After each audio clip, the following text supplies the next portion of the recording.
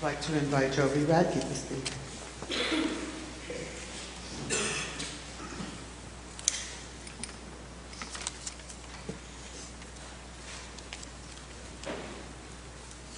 Try to gather myself to get through this.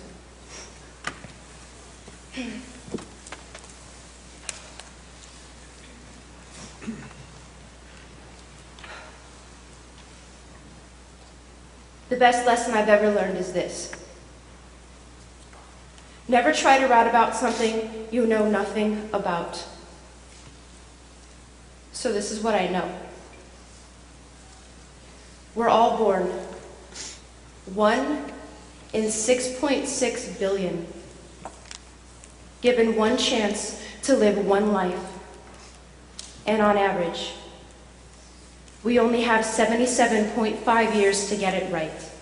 That's 28,287 days to make it everything we can. And what I still don't understand, why some choose to use their years to carry around shotgun blasts of hate. To resurrect their own painful state of self-doubt by putting others down. Especially those who are strong enough to be whoever you are.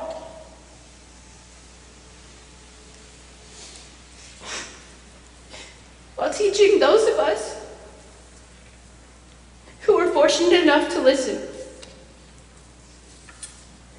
that there's no road harder than the earthquake-paved path to yourself, but nothing better than arriving at your own destination. So I have a confession. I have a crush on the entire trans community. The level of beauty in the real of your hearts has shown me how to love without effort, where I'm never again going to see the person after the gender.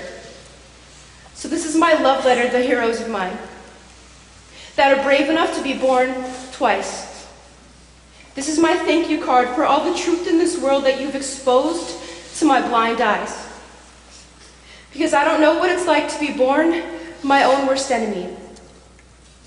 My own self-confined fence line antagonist, masked in a skin of prison where you're given all the right tools to build a normal life, but you're trapped inside yourself. And somehow, still manage to find the kind of strength within to love enough to give the best hugs. And I know this because my best friend had his second birth less than a year ago. And though his arms have gotten stronger, the authenticity behind his embrace has stayed the same. It just lasts longer. He's my first lesson in the fact that heroes aren't born in Hollywood, but in life. And I wouldn't think twice about standing up for this guy if anyone thought him less than the man he is, because the man he is taught me this. There's nothing more brilliant in this world than a human with the courage to live. With a mad driving passion for taking masks off and standing tall against the walls of hate. But no matter how long we wait, I fear that hate will never die. So this is how I live my life. Knowing there's nothing I can do to speak a better truth than to tell you that I think it's possible to paralyze hate just by saying I love you. Knowing that some of us really do have the ability to hold the seconds between thunder and lightning bolts in our denim pockets with the promised wish list that love exists to make everything seem possible. For my fallen trans brothers and sisters, I will love as hard as I can for all of you and hope it catches on. For those of you today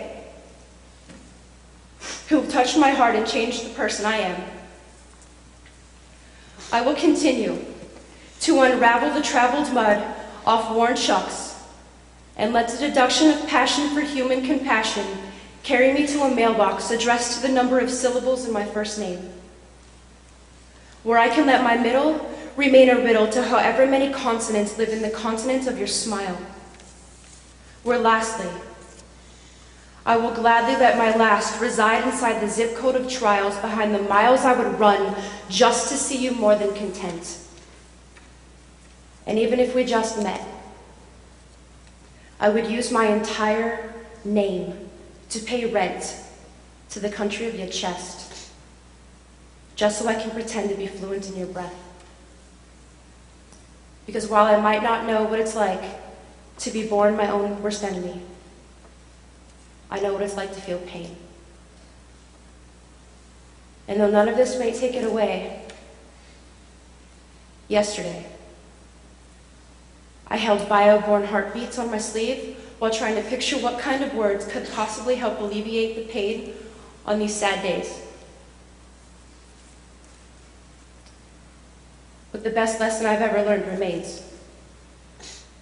Never try to write about something you know nothing about. So this is what I know. If you're trans, I love you. If you're a bio woman or man, I love you. If you were born a human, I love you. And if you say it enough, I think hate will stop looking like the Great Wall of China and just might become the next Berlin Wall.